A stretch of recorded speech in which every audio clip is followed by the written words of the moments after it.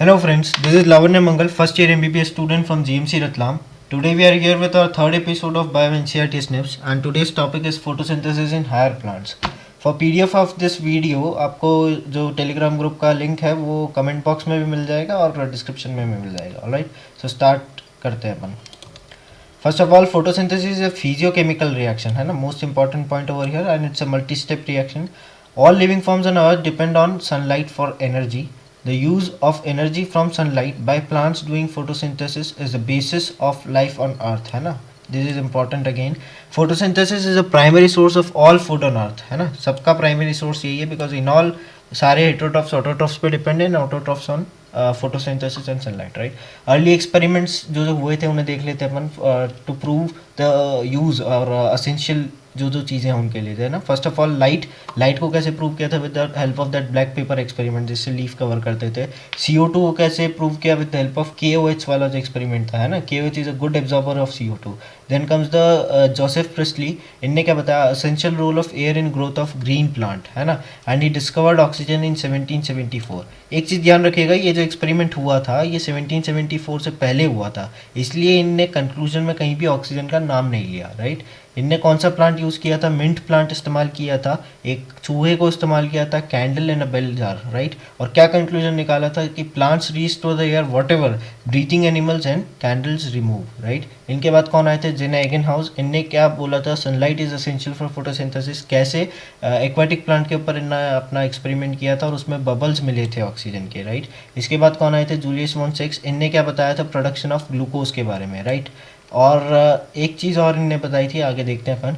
एक तो glucose is stored in the form of starch. फिर इनकी लेटर स्टडीज़ में क्या पता लगा था कि प्लांट्स के अंदर जो ग्रीन सब्सटेंस है जिसको आज हम क्लोरोफिल बोलते हैं वो कहाँ लोकेटेड है, स्पेशल बॉडीज़ में जिनको हम क्या बोलते हैं, क्लोरोप्लास्ट. ठीक है, this part is important, NEET में ऐसा का ऐसा पूछा हुआ है. इसके बाद आते हैं TW इंगलमैन. इनने क्या किया, ग्रीन एल्गी क्लेडोफोरा को इल्यूमिनेट किया किसके अंदर डाल करके, एरोबिक बैक्टीरिया के सस्पेंशन में डाल करके. फिर क्या देखा इनने कि बैक्टीरिया कहाँ एक्यूमुलेट हो रहे हैं, ब्लू और रेड रीजन, यानी यहाँ सबसे ज़्यादा एक्टिविटी दिखी. इस तरीके से हमें फर्स्ट एक्शन स्पेक्ट्रम मिल गया फोटोसिंथेसिस का, ठीक है, जो कि किससे रिजेंबल करता था, absorption spectra of chlorophyll A and B से, राइट. इसके बाद कौन आए, कॉर्नेलियस वॉन नील. एक माइक्रोबायोलॉजिस्ट थे ये है ना, और इनने एक्सपेरिमेंट अपना किसके ऊपर किया था, पर्पल और ग्रीन सल्फर बैक्टीरिया के ऊपर.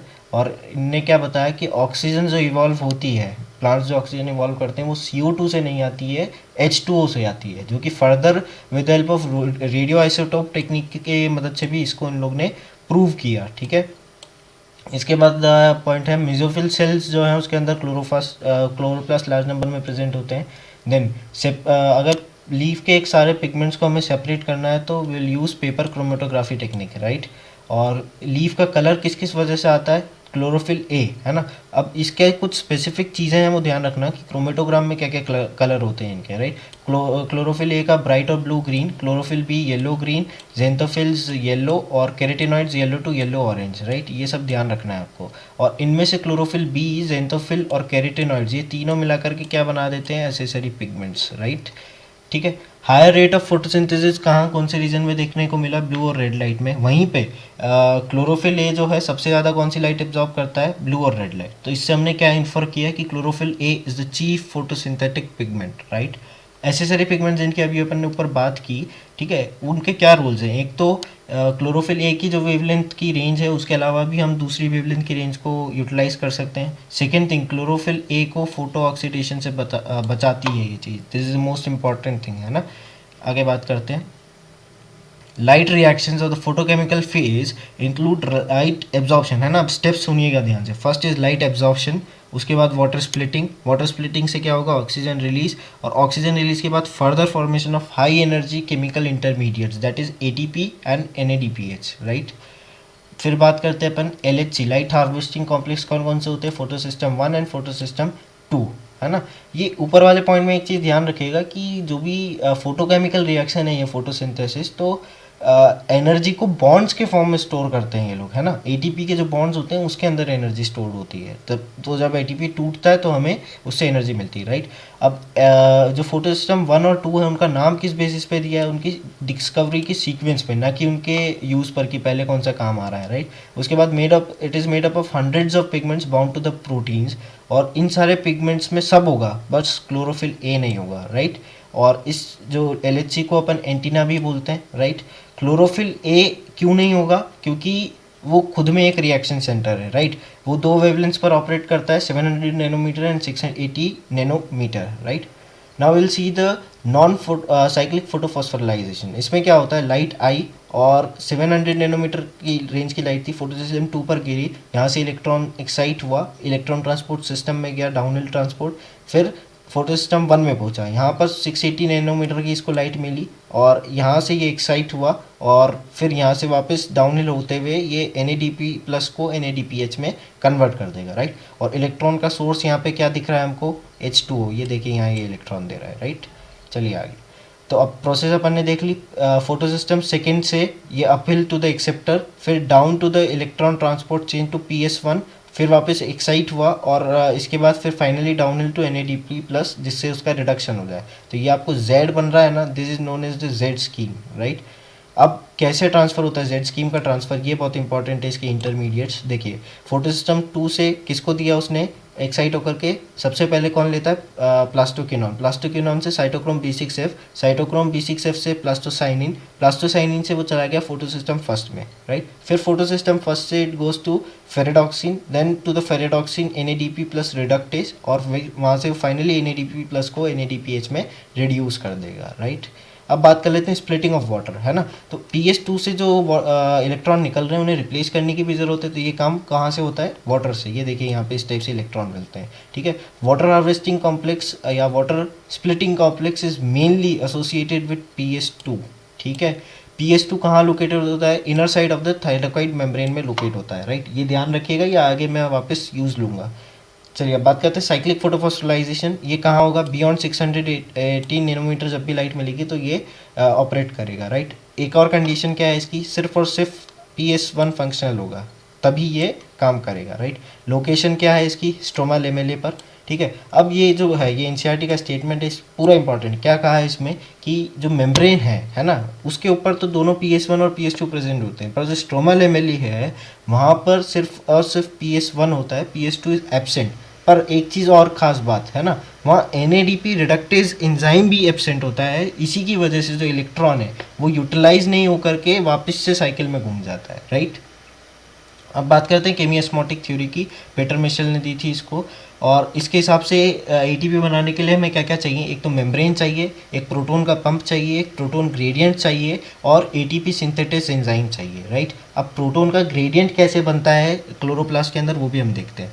तो स्प्लिटिंग ऑफ H2O, अभी अपन ने ऊपर देखा था इनर साइड के अंदर वो स्प्लिट हो रहा है, ठीक है, थाइलाकॉइड मेम्ब्रेन की, तो यहाँ से H+ निकल के ये प्रोटॉन आ गया। सेकेंड थिंग, इलेक्ट्रॉन जो है प्लास्टोक्विनोन के थ्रू जब ट्रांसफ़र होते हैं तो वो एक H+ अंदर की तरफ छोड़ देता है, ठीक है, तो एक वो वहाँ से आ रहा है। तीसरा क्या है, NADP रिडक्टेज एंजाइम की वजह से भी H+ अंदर की तरफ में बढ़ जाता है, राइट। ये 3 मेन रीज़न है।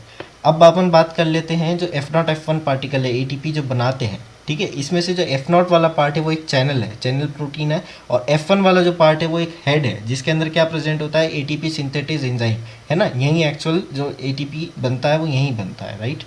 फिर energy is use to pump the protons across the membrane to create a gradient और high concentration of protons within the thylakoid lumen. मतलब ल्यूमेन के अंदर अगर अपने को प्रोटॉन ग्रेडियंट बनाना है तो इट्स अ एक्टिव प्रोसेस, ध्यान रखिएगा, है ना। ये कॉमन सी मिस्टेक होती है generally, but it's a active process. इसके बाद बात करते हैं dark reaction does not directly depend on the presence of light but is dependent on the products of light reaction that is ATP and NADPH beside CO2 and H2O। Most important line, बहुत easy line है NCERT से direct. अब बात कर लेते हैं हम लोग C3 साइकिल, कैल्विन साइकिल की। किसने डिस्कवर की, मेविन कैल्विन ने। और कहाँ होती है, मीजोफिल सेल में। कैसे डिस्कवर की उनने कि C4 रेडियो एक्टिव आइसोटोप जो है उसको एल्गल फोटोसिंथेसिस में इस्तेमाल करके उनने ये पूरा साइकिल डिराइव किया, राइट।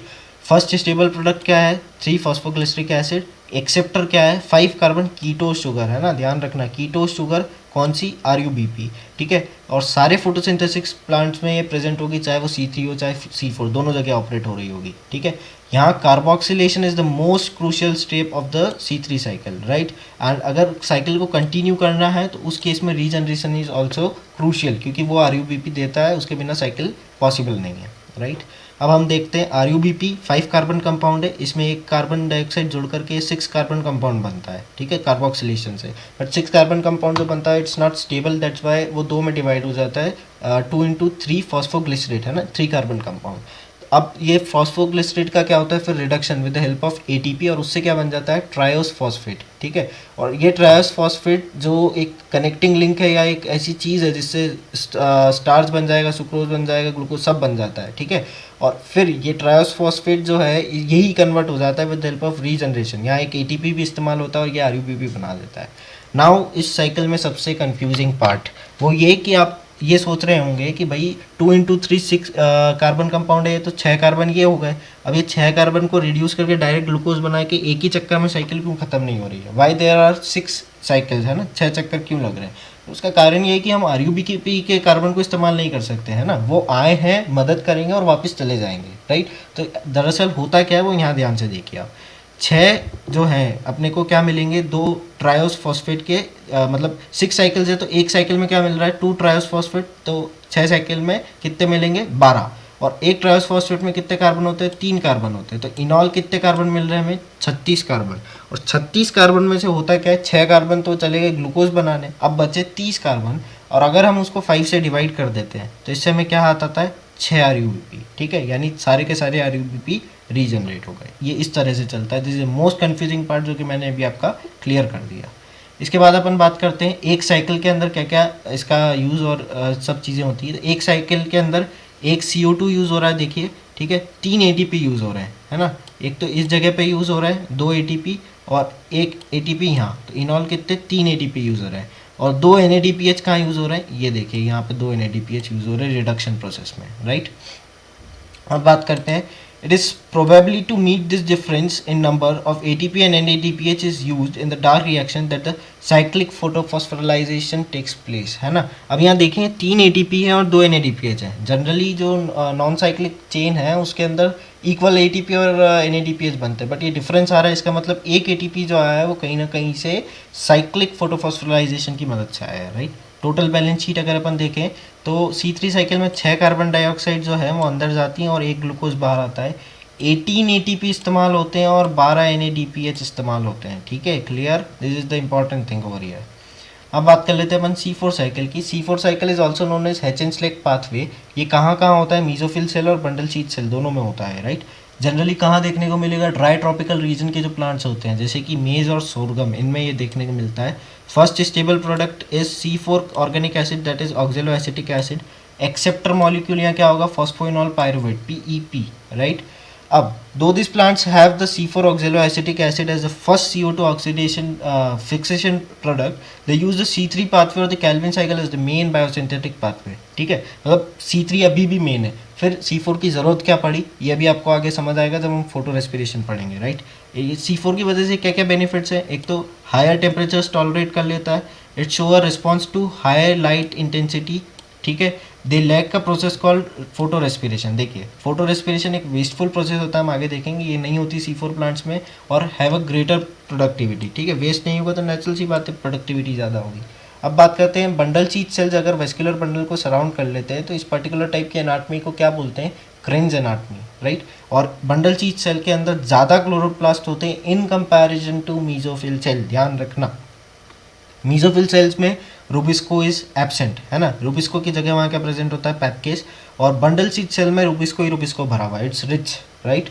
अब अपन ये साइकिल देख लेते हैं, यहाँ होता क्या है दरअसल, CO2 कंबाइन विद PEP और एक C4 एसिड बना, C4 एसिड ट्रांसफर होता है बंडल शीथ सेल में, यहाँ पर डीकार्बोक्सिलेशन की मदद से एक CO2 बाहर निकाल करके C3 में भेज देते हैं और फिर बचा हुआ 3 कार्बन का ऑर्गेनिक एसिड को वापस ट्रांसपोर्ट कर दिया मीजोफिल सेल में, जहाँ पे रीजनरेशन की मदद से ये वापस से PEP बन गया। अब यहाँ इंपॉर्टेंट है रीजनरेशन स्टेप, ठीक है, क्यों, क्योंकि यहाँ पे 2 ATP का इस्तेमाल होता है, ठीक है, और नो NADPH इज यूज। तो अब टोटल इसका हिसाब किताब देख लेते हैं अपन।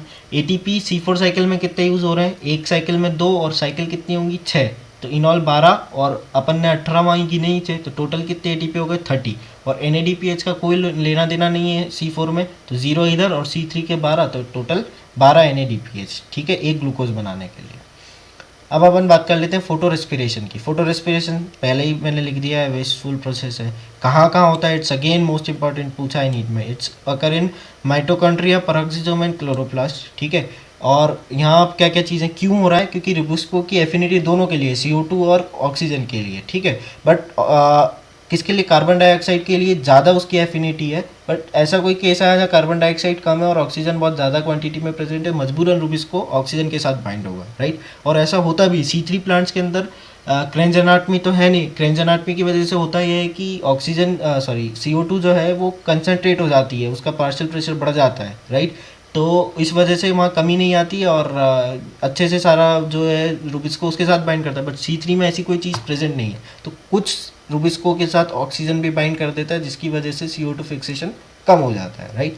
अब RUBP ऑक्सीजन के साथ बाइंड होकर के क्या क्या देगा, एक तो फॉस्फोग्लिसरेट देगा और एक फॉस्फोग्लाइकोलेट देगा, जो कि 2 कार्बन का कंपाउंड है, राइट। अब फोटो रेस्पिरेशन में कोई ना तो शुगर बनती है ना कोई ATP बनती है, बल्कि यहाँ क्या होता है, CO2 रिलीज होता है और वो भी ATP खर्च करके, तो हुआ नहीं वेस्टफुल प्रोसेस, राइट। अब अपन बात करते हैं बायोलॉजिकल फंक्शन, आज तक पता नहीं, और ये C4 प्लांट्स के अंदर नहीं होता है, ठीक है।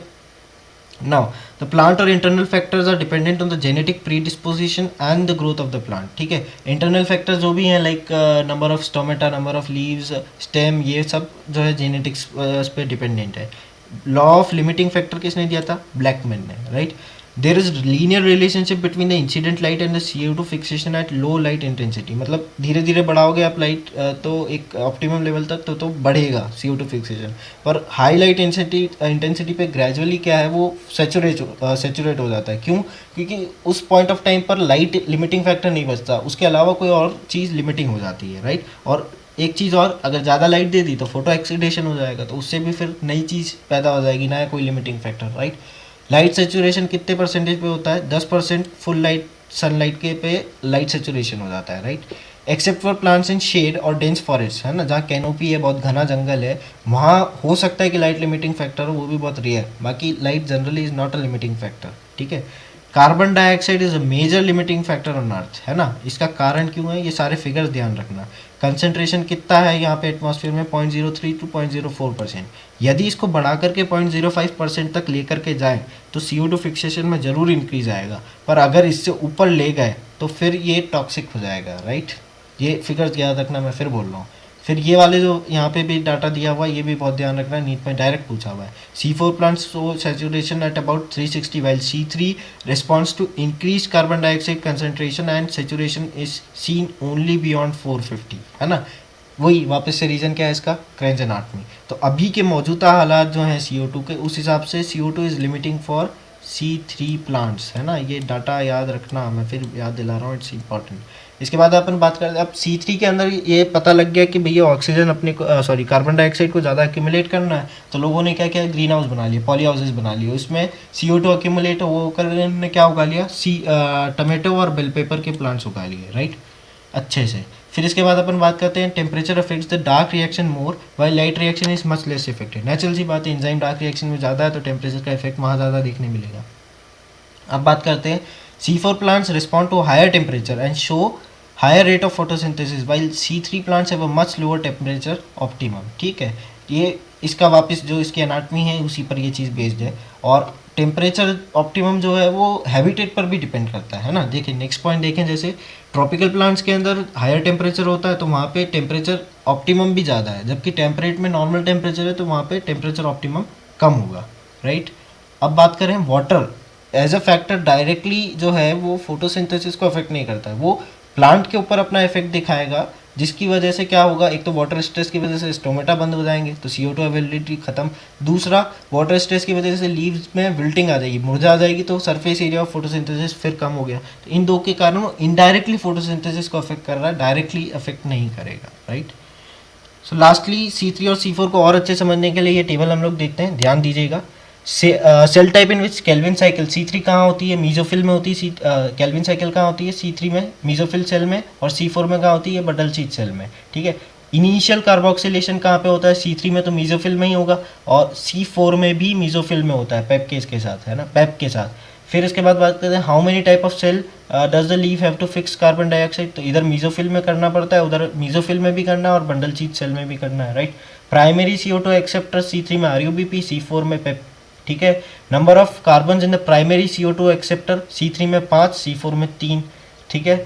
और primary CO2 fixation product C3 में 3 कार्बन का बनेगा, 3 फॉस्फोग्लिसरिक एसिड और इधर oxalo acetic acid. Number of carbon in the primary CO2 fixation product, ठीक है, इधर 3 कार्बन का है तो 3, ऑक्सिलो एसिटिक में 4 carbon. Does the plant have rubisco? C3 में भी होगा और C4 में भी होगा, दोनों में प्रेजेंट है। ये इंपॉर्टेंट है ना, पेप केस वाला पॉइंट जो है ये याद रखना, C3 C4 दोनों में प्रेजेंट होगा, ऐसा नहीं कि सिर्फ C4 में है, right. Which of the cells in the plant have rubisco? Rubisco कहाँ प्रेजेंट है? C3 में तो मीजोफिल में, और C4 में अपन ने पढ़ा बंडल शीथ सेल में, right. CO2 fixation rate under highlight condition, highlight condition यानी C4 के लिए अच्छी बात है, तो हाई यहाँ पे होगा, इधर मीडियम ही बता रखा है। Whether photo respiration is present at low light intensity, देखो C4 में तो होगा ही नहीं, ठीक है, और अगर लो लाइट इंटेंसिटी है तो CO2 का इतना यूटिलाइजेशन है नहीं, तो इस वजह से नेग्लिजिबल। और हाई लाइट इंटेंसिटी है तो CO2 बहुत ज़्यादा इस्तेमाल हुआ, इसलिए यहाँ पर चांसेस है कि फोटो रेस्पिरेशन ज़्यादा हो, ठीक है।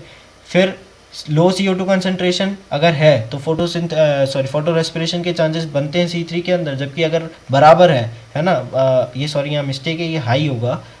अगर हाई कंसनट्रेशन में प्रेजेंट है तो नेग्लिजिबल है दोनों केस में, राइट। टेम्परेचर ऑप्टिमम ध्यान रखिएगा, 20 से 25 यहाँ होता है और 30 से 40 यहाँ पे होता है, राइट। और एग्जाम्पल्स की बात कर लें तो इसके एग्जाम्पल क्या हो गए? वीट और राइस, और इसके एग्जाम्पल क्या हो गए? मेज, सोरगम और sugar cane, right. So this is all about photosynthesis. Channel को आप एक तो शेयर करें, है ना। I am not getting the response, आपके एंड से रिस्पॉन्स नहीं मिल रहा है। देखिए हर वीडियो में बोला है मैंने, एक वीडियो शूट करने में कम से कम 3 से 4 घंटे लगते हैं, तो प्लीज़ थोड़ा सा जो है एक अंदर से इंस्पिरेशन आना चाहिए कि हाँ अब मुझे काम करना है। तो वो तभी आएगा जब आप लोग के एक तो पॉजिटिव कमेंट्स मिले और लाइक्स आपके आएँ, और ज़्यादा से ज़्यादा चैनल को सब्सक्राइब करो इन ऑल, है ना, ताकि काम करने में मज़ा आए, right. Signing off, thank you, bye bye.